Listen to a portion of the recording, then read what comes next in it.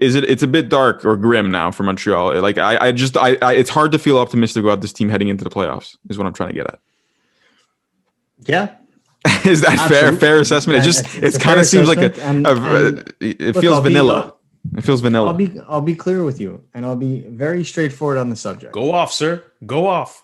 If the Montreal Canadiens as an organization felt like this was their time, they would have spent far more assets on improving this club than they did.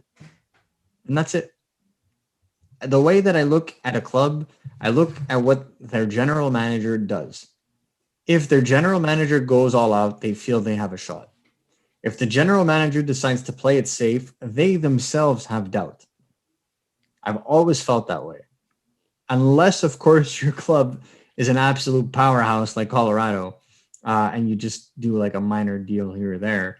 When you're a club that's teetering, that's that close to the bottom of participation in the playoffs or not, and you make these value moves, well, we're going to call them value moves because I don't feel like he lost any of his trades by any stretch of the imagination. In fact, I think he won them hands down. But that's the classic representation of the Bergevin era. He's never really lost a trade hands down, other than the Drouin trade. Yeah, exactly. Trade. Exactly. So he's always kind of won trades, and it's always kind of improved his club, but it's never made the ultimate difference. It's never pushed the needle. Exactly. And I feel like if he had the utmost confidence in his club, then we would have had a Thomas Vanek for a second round pick style trade circa 2014, like the Montreal Canadiens had this year with, a Mike Hoffman that didn't end up moving, or a Rickard Rakell that was available that didn't end up moving. He would have made it happen. And I feel like that's the thing, is that a GM that simply waits for the bargain has no confidence in his club being able to go the absolute extra mile. Teams that think they're going to do that, like Toronto, are willing to sacrifice the ultimate asset in a first-round pick to go and get the guy they think is going to put him over the top. Montreal doesn't need a guy that's going to put him over the top. They need a guy that's going to get them to the top. And therein lies the difference. Montreal is without Brendan Gallagher, Yoel Armia, and Carey Price.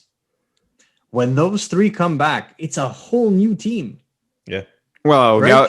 Gallagher won't be back until playoffs, or maybe not even. So, but that's my point. Just the fact that that Gallagher would be back for the playoffs is motivation. It's a huge boost. It's a huge boost. Exactly. For sure. Carey Price will be back, and I feel like that will also aid them because there'll be no excuse about him being tired. He'll have been off for at least 2 weeks, so I don't think that's going to be an issue either. And there's the added fact that I don't even think Montreal is icing the best hockey team that they can because Cole Caulfield is playing in Laval.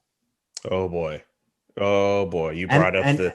And Julian, I'm not even going to say call Cole Caulfield up right now. I'm not even going to say that.